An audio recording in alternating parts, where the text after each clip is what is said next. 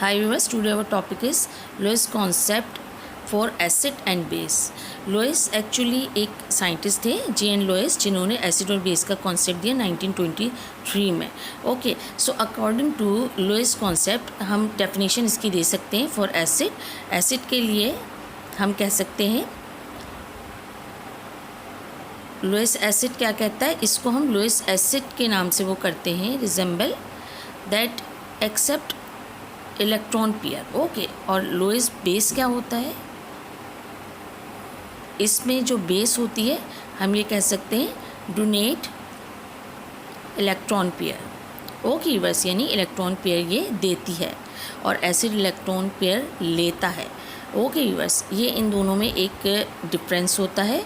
और electron pair क्या होता है, ये एक लोन पेयर होता है, उसको हम इलेक्ट्रॉन पेयर कहते हैं. एक या एक से ज़्यादा लोन पेयर ये बेस दे सकती है.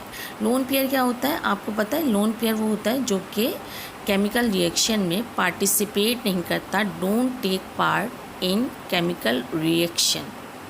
ओके, उसको हम कहते हैं लोन पेयर. जहाँ यानी बॉन्डिंग हो रही होती है, ये पार्टिसिपेट नहीं करता. ओके बस, अच्छा अब थोड़ा सा आगे चलते हैं और मज़ीद देखते हैं कि इसकी क्या एक्सप्लेनेशन हो सकती है. सबसे पहले तो हम अगर बात करते हैं लुइस एसिड की. ओके, लुइस एसिड को कैसे आइडेंटिफाई करेंगे, हमें कैसे पता चलेगा कि ये लुइस एसिड है. हमें पता है लुइस एसिड क्या होता है, एक्सेप्ट करता है इलेक्ट्रॉन पेयर को या इलेक्ट्रॉन लोन पेयर को. ओके, अच्छा अब ज़ाहिर है इसमें लैकिंग होगी, जब ये करेगा तो हम BF3 को लेते हैं. ये बोरोन फ्लोराइड है, आपको पता है बोरोन ये सेंट्रल एटम है यहाँ पर, और इसी पर ये बेस करेगी इनकी थ्योरी. ठीक है, अच्छा आप जैसा कि आप पीरियोडिक टेबल में जाकर देखिएगा, बोरोन और फ्लोरीन दोनों के एटॉमिक नंबर, जब आप पीरियोडिक टेबल में बोरोन को देखेंगे ना, तो बोरोन के वैलेंस शेल में 3 इलेक्ट्रॉन होते हैं. ओके, अच्छा अब आप सेम एस फ्लोरीन को देखिएगा, सो इसके वैलेंस शेल में 7 इलेक्ट्रॉन होते हैं, यानी 1 इलेक्ट्रॉन की कमी है. ओके बस, अब देखिए बोरोन सेंट्रल एटम है, इसके साथ 3 फ्लोरीन हैं. ओके, अब फ्लोरीन ने तो अपना ऑक्टेट कर लिया कंप्लीट, एक एक इसके साथ इलेक्ट्रॉन शेयर करके. देखिए बोरोन का है, ये बोरोन का इलेक्ट्रॉन है और ये फ्लोरीन का है. ठीक, अब देखिए बोरोन के पास हो गए 6 इलेक्ट्रॉन, सो इसमें एक लोन पेयर की कमी है या एक इलेक्ट्रॉन पेयर की कमी है. ओके, सो लैकिंग हो रही है, ये लेगा इलेक्ट्रॉन. सही है. ओके बस, इसी तरह से नो लोन पेयर, इसके पास कोई लोन पेयर नहीं है, सो ये एक्सेप्ट करेगा लोन पेयर को या इलेक्ट्रॉन पेयर को. ओके बस, अच्छा तो इस तरह से ये जो है आपका लुइस एसिड कहलाता है, क्योंकि एसिड एक्सेप्ट करता है लोन पेयर को, इलेक्ट्रॉन पेयर को. अब देखिए, अब आइए ज़रा, लुइस एसिड का हम कह सकते हैं कि ऑल कैट आइंस जितने भी कैट आइंस हैं, पॉजिटिव आइंस हैं, बिहेव करते हैं लाइक लुइस एसिड. ओके, आपके सारे कैटाइन लुइस एसिड के तौर पर बिहेव करते हैं, यानी इलेक्ट्रॉन पेयर या लोन पेयर को एक्सेप्ट करते हैं.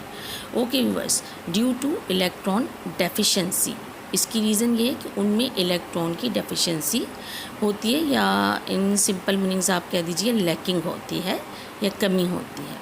ओके व्यूअर्स, तो अब हम लुइस बेस के बारे में पढ़ते हैं. लुइस बेस जैसे कि हमने कहा लोन पेयर देता है. Okay, Lewis base can donate electron pair या फिर लोन पेयर.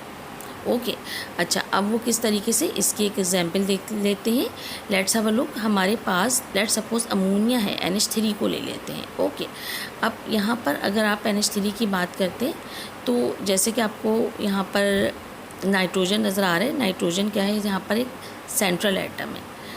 ओके, यहाँ पर हम सेंट्रल एटम की बात करेंगे कि वो इलेक्ट्रॉन लोन पेयर रखता है या नहीं रखता, उसी के बेस पर हम ये आइडेंटिफाई करते हैं. अब नाइट्रोजन का आप देखते हैं, नाइट्रोजन हैज़ वैलेंस शेल में कितने इलेक्ट्रॉन होते हैं, 5 इलेक्ट्रॉन. अगर आप पीरियोडिक टेबल में देखिए तो नाइट्रोजन तो वैलेंस शेल में 5 इलेक्ट्रॉन रखती है. ओके, हाइड्रोजन का आपको पता है 1 इलेक्ट्रॉन होता है. अब ये नाइट्रोजन के जो 5 इलेक्ट्रॉन है, देखिए इस तरह से. अब ये 3 तो इसने हाइड्रोजन के साथ मिलकर बॉन्ड बना लिए, एक हाइड्रोजन का अपना और एक नाइट्रोजन का.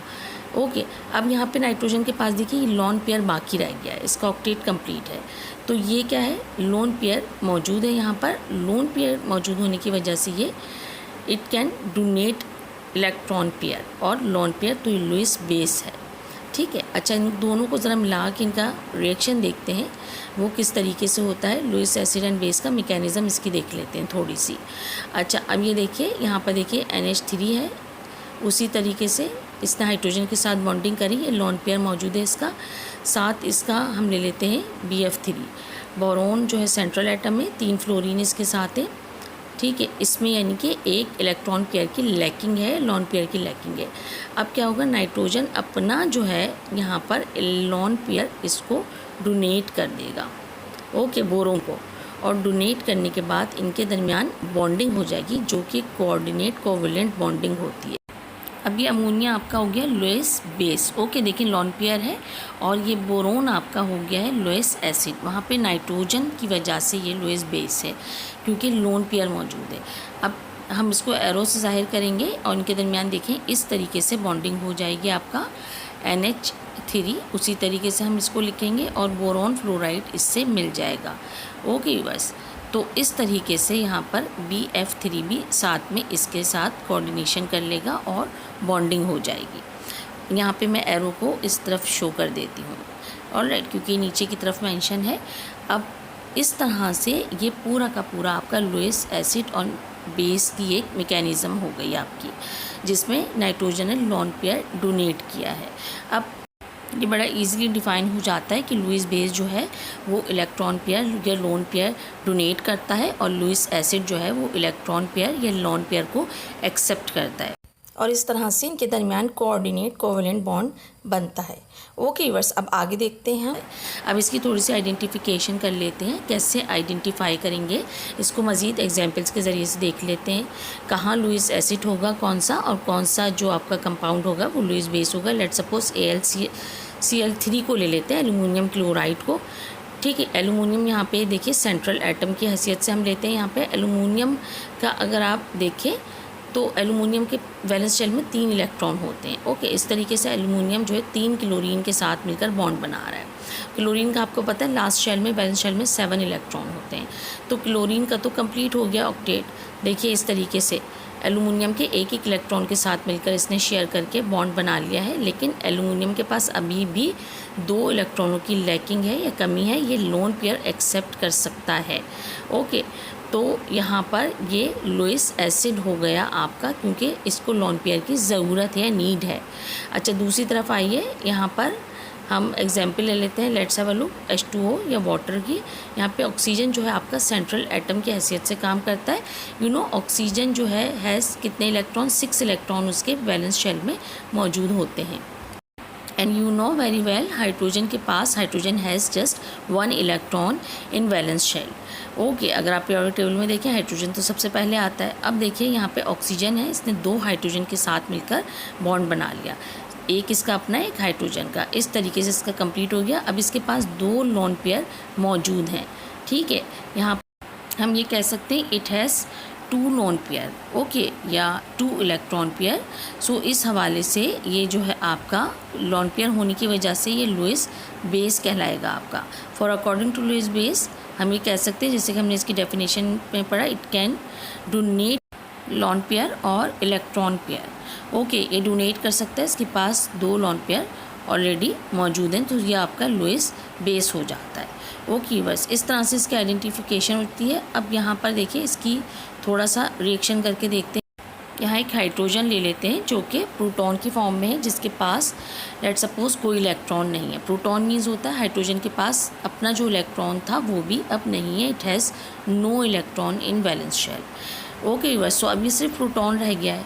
और लेट इसका ज़रा अमोनिया से रिएक्शन करवा के देखते हैं। You know nitrogen has 1 lone pair, जैसे कि हमने इसमें पहले भी देखा कि इसके पास 1 लोन पेयर मौजूद होता है। जब ये हाइड्रोजन के साथ बॉन्ड बना लेता है 3 इलेक्ट्रॉन, तो 2 इलेक्ट्रॉन वैसे भी इसके पास मौजूद होते हैं।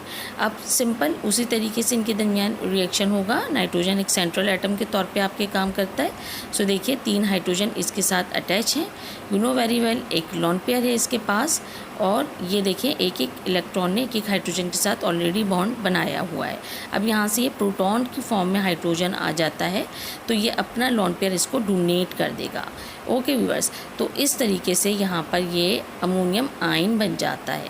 ये कोऑर्डिनेट कोवेलेंट बॉन्डिंग इनके दरमियान हो जाती है, लेकिन 3 हाइड्रोजन तो इसके अपने हैं और एक ये मैं एरो के निशान से इसको वो कर रही हूँ रिप्रेजेंट, हाइड्रोजन के साथ बना लेगा बॉन्डिंग, और ये प्लस का साइन हो जाएगा। ये अमोनियम की फॉर्म में अब ये आ गया NH4 की फॉर्म में। Okay, so coordinate covalent bonding इनके दरमियान हो जाती है between Lewis acid and Lewis base. Alright, so ये देखिए इस तरीके से प्रोटॉन था और ये आपका लुईस एसिड था यहाँ पर, क्योंकि इसके पास तो कोई इलेक्ट्रॉन था ही नहीं। और सेकंड वहाँ पे देखिए ये लुईस बेस था आपका नाइट्रोजन। ओके, तो इनके दरमियान ये बॉन्डिंग होती है। अब थोड़ा सा आ जाए और हम ये देखते हैं कि हम फॉर मेकिंग हम एसिड कैसे कोई बना सकते हैं, फॉर एसिड मेकिंग।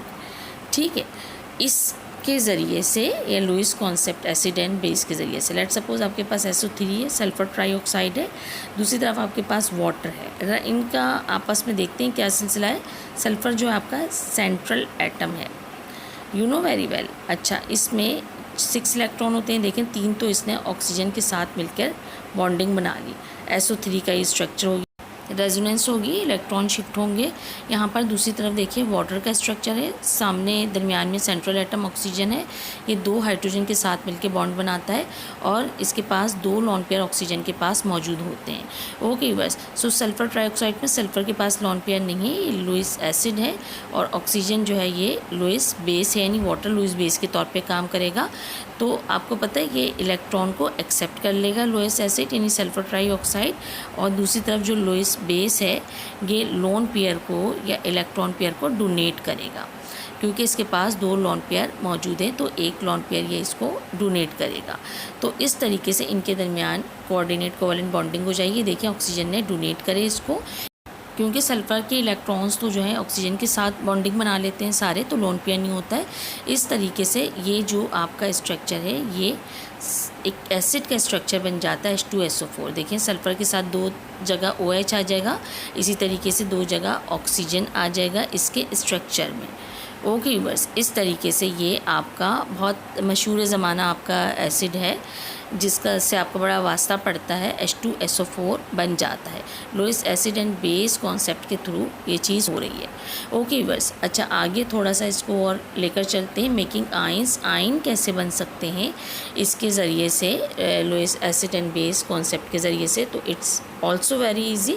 सो यहाँ पर देखिए लेट सपोज आपका H ले लीजिए, H+, ये आपका ये प्रोटॉन की फॉर्म में हाइड्रोजन। ओके, क्योंकि इसके पास कोई इलेक्ट्रॉन नहीं है। दूसरी तरफ आप वाटर ले लीजिए H2O, तो देखिए आपको पता है oxygen has 2 lone pair, same उसी तरीके से। तो अब होगा क्या, ऑक्सीजन इसको डोनेट करेगा अपना लॉन पेयर, और इस तरीके से ये H3O बन जाएगा। ठीक है, हाइड्रोनियम आयन या इसको ऑक्सोनियम आयन भी आप कहते हैं। ऑलराइट, तो इस तरीके से इसके ज़रिए से आप मेकिंग आयन करते हैं। इसके अलावा कॉम्प्लेक्स स्ट्रक्चर बना सकते हैं। सिल्वर है, लेट सपोज सिल्वर का आप 2 अमोनिया जो है ना, इनके साथ आप इसका रिएक्शन करवा दीजिए। ठीक है, 2NH3 कर दीजिए, तो इस तरीके से इसका एक स्ट्रक्चर बन जाएगा। इसी तरीके से कॉपर का भी हो सकता है। सिल्वर जो है वो एक कैट आयन है। ऑलराइट, देखिए यहाँ पर भी अमोनिया के साथ इसकी बॉन्डिंग हो जाएगी, दूसरी तरफ भी अमोनिया के साथ बॉन्डिंग हो जाएगी। तो इस तरीके से आप कॉम्प्लेक्स स्ट्रक्चर भी बना सकते हैं। Alright viewers, so take care and good bye.